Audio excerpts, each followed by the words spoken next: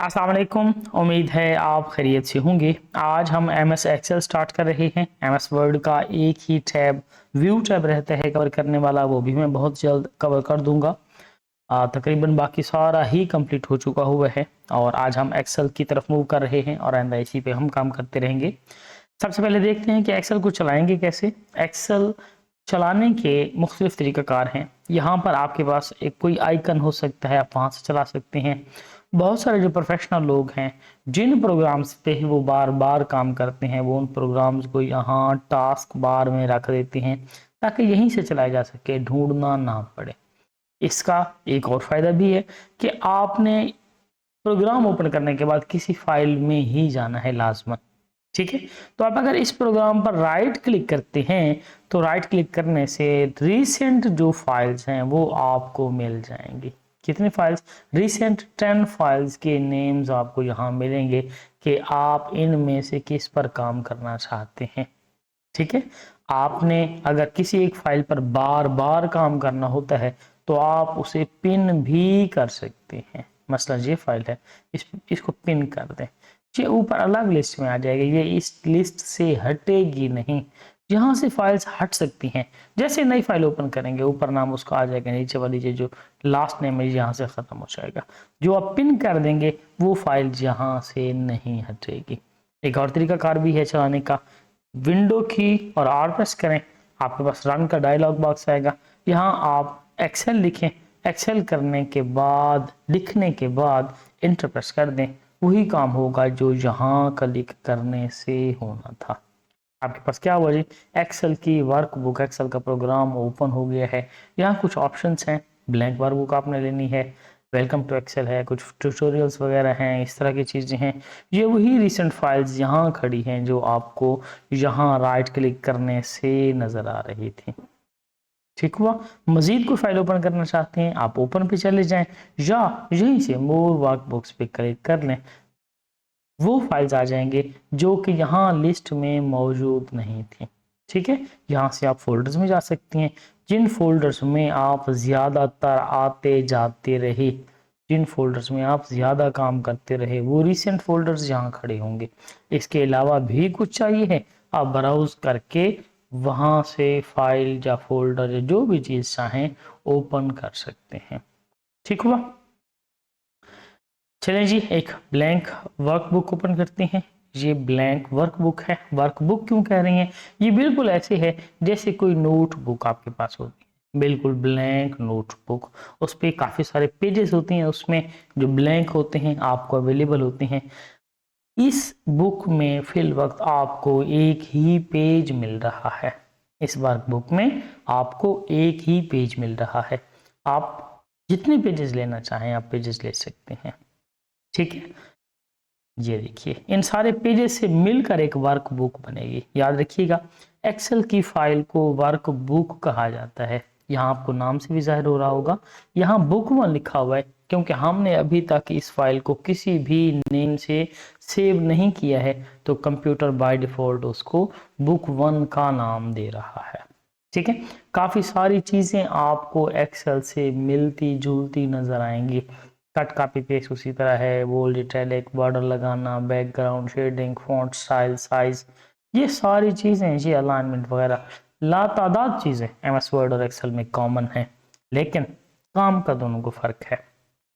MS word में documents लिखे जाते हैं, कोई भी लेटर लिखना है, बुक लिखनी है, एप्लीकेशन लिखनी है, कुछ भी ऐसा जो जिसमें टेक्स्ट बहुत ज़्यादा है। जबकि एमएस एक्सेल में वो काम किए जाते हैं जिनमें कैलकुलेशंस बहुत ज़्यादा हैं, आसान से आसान कैलकुलेशन और पेचीदा से पेचीदा कैलकुलेशन आप इस एमएस एक्सेल में कर सकते हैं। आपको एक्यूरेटली वो मिलेगी। ठीक है, यहाँ आपको इस वर्कबुक में ये जो ए बी और सी नज़र आ रहे हैं, इनको कॉलम्स कहा जाता है। ये कॉलम नेम्स हैं, A B C D E, ये यहाँ तक जी तक जाएंगे। जी के बाद ए बी सी शुरू हो जाएंगे, फिर उससे आगे चल जाएंगे, फिर उससे आगे चलते जाएंगे। तो ये बहुत सारी तादाद में है। अभी हम देखते हैं कि ये कितनी तादाद में है। इस तरह लेफ्ट साइड पे आपको रो नंबर्स मिल रहे हैं। ये वो रो नंबर्स हैं जो बाय डिफ़ॉल्ट कंप्यूटर ने इन रोज को असाइन किए हुए हैं। आप रोज ऐड वगैरह यानी यहाँ से रोज डिलीट भी कर सकते हैं, नई ऐड भी कर सकते हैं, लेकिन ये नंबरिंग चेंज नहीं होगी, ये नंबरिंग ऐसे ही रहेगी। ठीक है, जहाँ कॉलम और जहाँ रो मिलते हैं उस हिस्से को सेल कहा जाता है। ठीक है, एक जिसे उर्दू में आप खाना कहेंगे, यहाँ पर इसके लिए एक सेल का इस्तेमाल किया जाएगा और हर सेल का एड्रेस होगा। मसलन कैसे, जिस तरह घरों के एड्रेस होते हैं, गली नंबर डी, हाउस नंबर 5। ये देखिए जी, ये D5 इस सेल का एड्रेस हो गया। इनका आप साइज कम ज्यादा कर सकते हैं, जरूरत के मुताबिक जितना करना चाहें कर सकते हैं। ये हाउस नंबर कौन सा है? ये हाउस नंबर D5 है। कैसे पता चलेगा? खुद भी आप डिफाइन कर सकते हैं। ये D कॉलम में खड़ा है और 5th रो में खड़ा है, तो ये D5 है। और यहाँ भी आपको नजर आ सकता है, ये देखिए D5।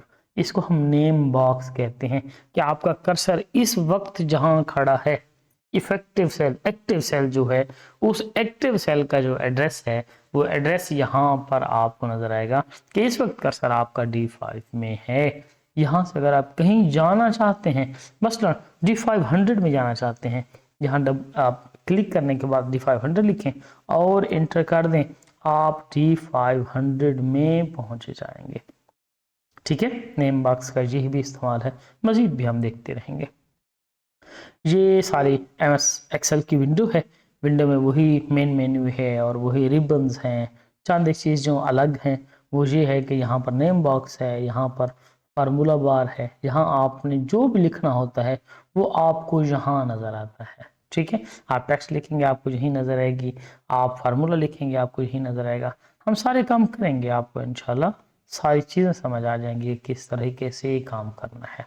बुनियादी तौर पर जो मैं आपको आज फार्मूले बता रहा हूँ वो ये है। अब इसका मैं साइज 1 मिनट सेट कर लूँ, सेट ना करें, सेट ना भी करें, आप यहाँ से इसको डिलीट भी कर सकते हैं। इस पर राइट क्लिक करें और डिलीट कर दें, ये डिलीट हो गया। सबसे पहले आज हम देखते हैं कि ये जो हमें 5 पेजेस मिले हैं, इस एक पेज की वुसात कितनी है, इस एक पेज पे हम कितना काम कर सकते हैं, कितने सेल्स हमें अवेलेबल हैं। उसके लिए एक फार्मूला आपको मैं बता रहा हूं, वो है जी is equal to COLUMN, column. Tab press करें। देखें, फार्मूला जब भी आप लगाएंगे आपको इज इक्वल टू पहले लगाना पड़ेगा, तभी वो कैलकुलेशंस होंगी, वरना कैलकुलेशंस नहीं होंगी। आप कुछ भी लिखना चाहें लिख सकते हैं, लेकिन अगर आप कैलकुलेशंस करवाना चाह रहे हैं तो फिर आपको इज इक्वल टू लाजमा लिखना पड़ेगा। आप एक स्पेसिफिक फार्मूला लिखेंगे, फार्मूला जैसे लिखेंगे तो पूरी लिस्ट में से वो फार्मूला फिल्टर होकर आपके सामने आ जाएगा। जैसे ये सामने आएगा, ये देखिए, जैसे सामने आए आप टैब बटन प्रेस कीजिए। क्यू की लेफ्ट साइड पे टैब है, कीबोर्ड पे क्यू की लेफ्ट साइड पे टैब बटन है। टैब बटन प्रेस करेंगे, क्या हो जाएगा, ये फार्मूला ऊपर शिफ्ट हो जाएगा सेल, ये देखिए, और ब्रैकेट स्टार्ट हो जाएगी और यहाँ आपने ब्रैकेट बंद करके एंटर कर देना है। इसका क्या मतलब है? इसका मतलब है हमें बताए कि यह हम किस नंबर के कॉलम में खड़े हैं। क्या बता रहे हैं हमें? हम चौथे कॉलम में खड़े हैं। इस सेल के यहाँ राइट पे आपके कोना नजर आ रहा है, इस कोने पे कर्सर आते ही उसकी शक्ल चेंज हो जाती है। ठीक है, आप अगर इसको राइट साइड पे घसीटें, ड्रैग करें, ये देखिए, अब वही फार्मूला जो उसमें लगा हुआ था वो फार्मूला सब में मुंतकिल होता चला जा रहा है कि अब कॉलम नंबर बताए, अब कॉलम नंबर बताए, अब कॉलम नंबर बताए। ठीक है, इसी तरह कॉलम नंबर के साथ आप रो भी मालूम कर सकते हैं कि आप किस रो में खड़े हैं। कैसे होगा? इज इक्वल टू ROW और टैब प्रेस किया, ब्रैकेट बंद कर दिया, एंटर कर दिया। ये एक मुख्तसर सा फार्मूला है, आपको पता चल जाएगा कि आप किस रो में मौजूद हैं। अब अगर इसको आप राइट ड्रैग करते हैं, आप जहां भी चले जाएं, हैं तो आप उसी रो में ही, आपने उस रो को चेंज तो नहीं किया, इसलिए रो का फार्मूला नीचे ऊपर ड्रैग करेंगे तब चेंज होगा, वैल्यूज चेंज होंगे इसके। और कॉलम के फार्मूले को आप राइट लेफ्ट ड्रैग करेंगे तो उसकी वैल्यूज चेंज होगी। अब हम यहीं से अंदाजा लगाते हैं कि टोटल कॉलम्स हैं कितने। मैंने कंट्रोल प्रेस किया, राइट एरो प्रेस किया और बिल्कुल राइट पे पहुंच गया। अब जहां मैं कहीं भी अगर लिखता हूं, फार्मूला लिखता हूं, तो डेफिनेटली वो इसी कॉलम में ही रहेगा और मैं कंट्रोल और डाउन प्रेस करके आखिर पर चला जाता हूं, जहां पर देखिए जी आपको कितनी रोज मौजूद हैं, अवेलेबल हैं आपको 10,48,576 ये रोज आपको अवेलेबल हैं। ठीक हुआ, इनकी नंबरिंग पे लिखी हुई है, कॉलम्स की नंबरिंग हमें कैसे पता चलेगी, हम देखते हैं। हम लिखते हैं is equal to COLUM, sorry फार्मूलों का ख्याल रखेंगे। जो टेक्स्ट आपको जिस फॉर्मेट में गिवन है, जिस अल्फाज में गिवन है, वही लिखेंगे तो फार्मूला काम करेगा। जरूरी नहीं कि ये पूरे पूरे अल्फाज हों, शॉर्ट्स भी हो सकते हैं। ठीक है, उसके अलावा काम नहीं करेगा। 16,384 हमें टोटल कॉलम्स अवेलेबल हैं, इज इक्वल टू ROW रो। ये देखिए 10,48,576 आपको टोटल रोज अवेलेबल हैं। अब देखिए मैं क्या कर रहा हूँ, इज इक्वल टू ये वाला सेल मल्टीप्लाइड बाय ये वाला सेल। इन दोनों सेल्स में जो कुछ लिखा हुआ है उन सेल्स को आपस में मल्टीप्लाई कर दे। हर सेल का एड्रेस है, यहाँ देखिए आपको एड्रेस नजर आ रहा है कि XFD ये और XFC ये, इन सेल्स को आपस में मल्टीप्लाई करना है। जैसे ही मल्टीप्लाई करेंगे आपको एक बहुत बड़ा फिगर मिल जाएगा, अरबों में मिल जाएगा आपको।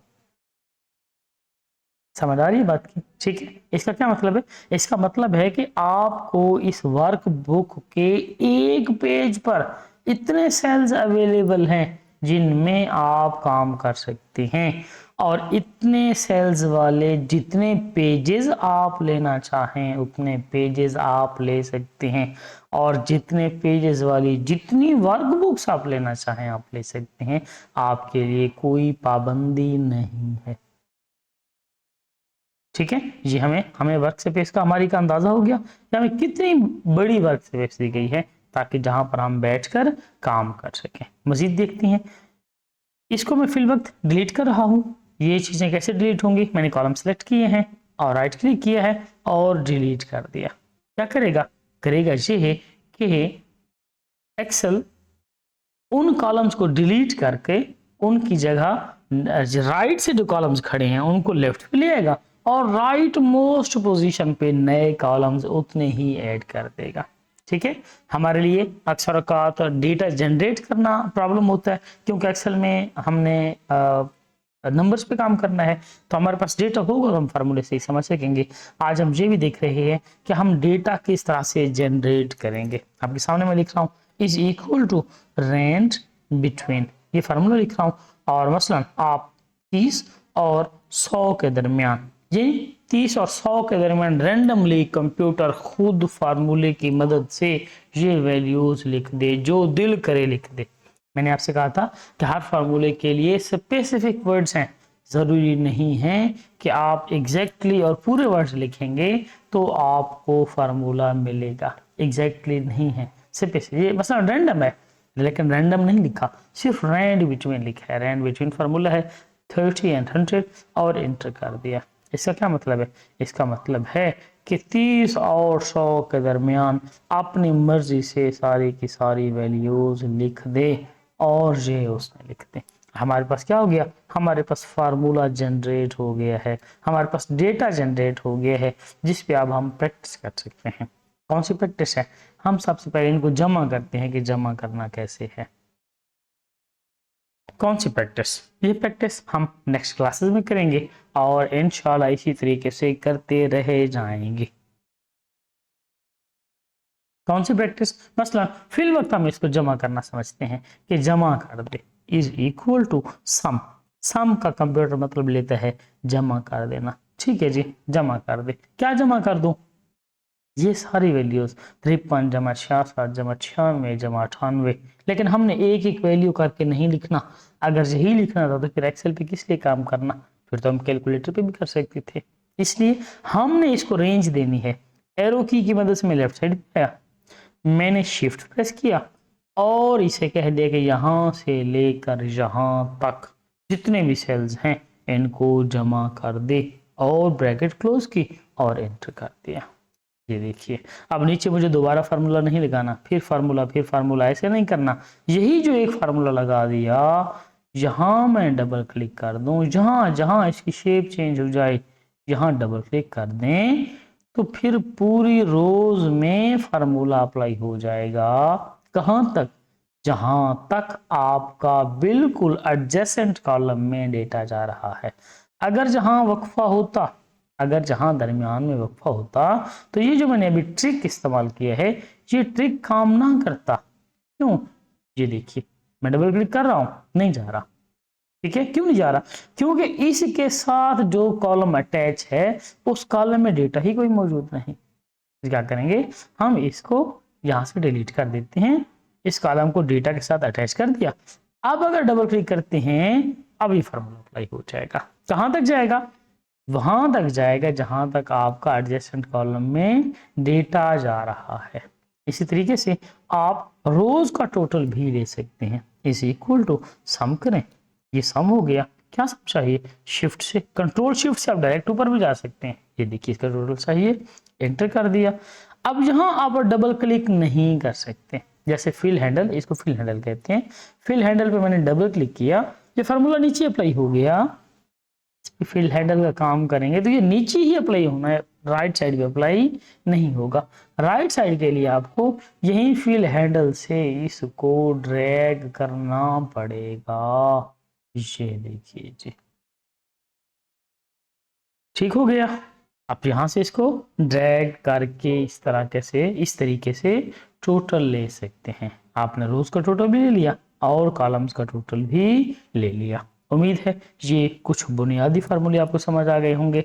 समझ आए हैं तो चैनल जरूर सब्सक्राइब कर दें, क्योंकि मजीद भी काफ़ी सारी चीज़ें हमने समझनी सीखनी है और इंशाल्लाह बहुत पेचीदे चीज़ें सीख कर आपको एक माहिर बना देना है।